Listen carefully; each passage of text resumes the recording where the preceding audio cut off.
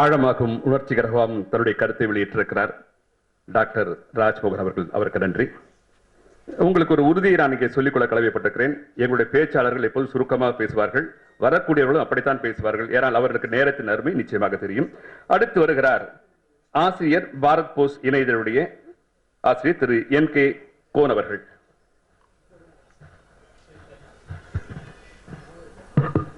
RKV film and television institute சார்பாக நடைபெற்றுக் கொண்டிருக்கும் இந்த விருது வழங்கும் விழாவை நடத்தி கொண்டிருக்கும் நிர்வாகி திரு RK வெங்கடாதிரி அவர்களே, திரையுலகில் பல மைல் கற்களை பதித்து திரையுலகில் ஒரு பெரும் புரட்சியை ஏற்படுத்திய ஜாம்பவான் திரு பாரதி ராஜா அவர்களே,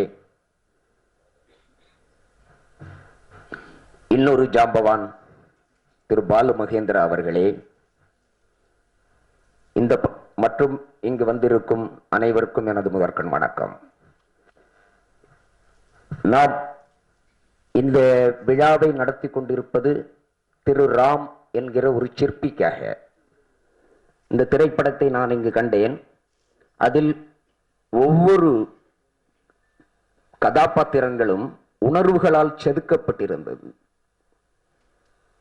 ஒவ்வொரு அசைவுகளும் ஒவ்வொரு உணர்வு பரிமாணங்களை எங்களுக்கு சுட்டிக்காட்டியது. இன்றைய காலகட்டத்துக்கு தேவையான